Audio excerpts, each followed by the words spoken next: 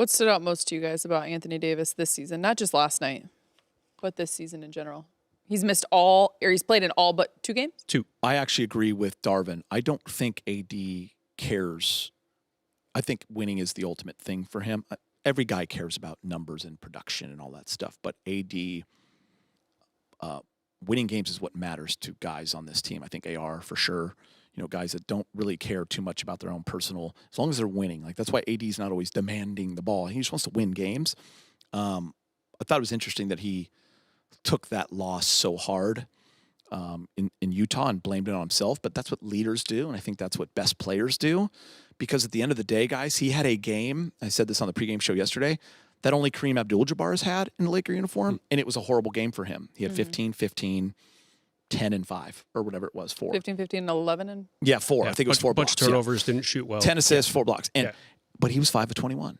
Yeah. And bottom line, if he has a better offensive game, which it's not going to happen every night. So he's been, I think that's, I've said it before, that's the biggest frustration for me. That's the biggest bummer, is that he has been that guy that we've always wanted him to be.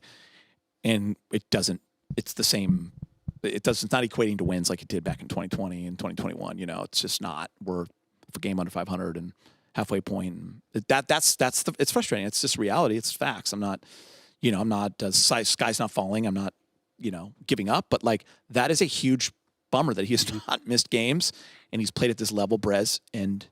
But I'm actually like really impressed with how he handles himself. And think about if the Lakers were 25-16, 5 more wins. Yeah. We'd be talking about him in the same breath as Embiid for MVP, yep. Shea for MVP, throw in a couple others. Got to throw Jokic in there, obviously. Totally. I mean, it's amazing like what the Lakers record does to kind of tamp down the excitement about these guys winning awards. Geeter, on the pregame yesterday, we had the current odds for Defensive Player of the Year.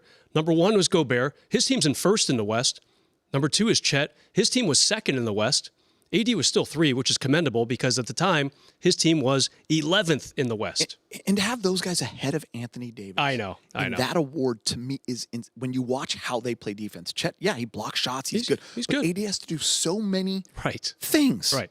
And he doesn't have he has Ant next to him. He has Karl Anthony Towns next to him. McDaniel. Mm-hmm. He blocks shots. Gobert's a great defender. I'm not saying he's not, but it just shocks me that AD doesn't get enough love on that. I agree. It freaks me out because he also scores 25 a game. Especially when it comes to the MVP, they always factor in who's on the squad. Yeah. Like, oh, he has help, or that year that LeBron was close to winning it before he got his ankle rolled up on. Yeah. Mm-hmm. And the Lakers were looking good. It's like, oh, but he's got Anthony Davis next to him. So when it comes to that word, for an example, you're always going to factor in what the help looks like or what the supporting cast looks like. But when it comes to the Defensive Player of the Year, why isn't that necessarily to your point? And what's funny, analytics is such a big part of everything. And you know how much Trudell and those guys are all into the huge analytics. He wins all analytical stuff. Mm-hmm. He wins. So that's if you want to go a really deep dive, he wins that too. But yeah, whether it's the Lakers, whether it's the narrative, whatever it is, I don't think he's getting enough credit for the season that he's having. But Brad's hit on the head, man. When you're in 11th place, 10th place, got to win games. Should you qualify for awards? I mean, the only one really is Rookie of the Year.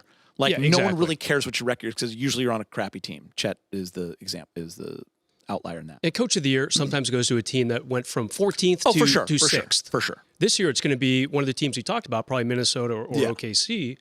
But that's another award where you don't have to be a top 2 team for Coach of the Year, generally speaking. You know what, Brez? This is why halfway awards are different, because we are at the halfway point. So much can happen. In the next 41 games. What if you have a completely different season? What if, God forbid, there's a crazy injury for one of those teams and they fall off? Mm-hmm. What if they hit a wall? What if they're not as good as we thought?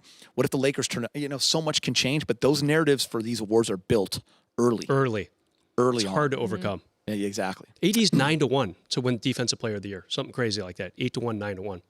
I mean, those are actually pretty bad odds. AD's not going to start this All-Star game, and he's having this kind of year. Exactly. Wild. Yeah. Right? It's going to be LeBron, Jokic, KD.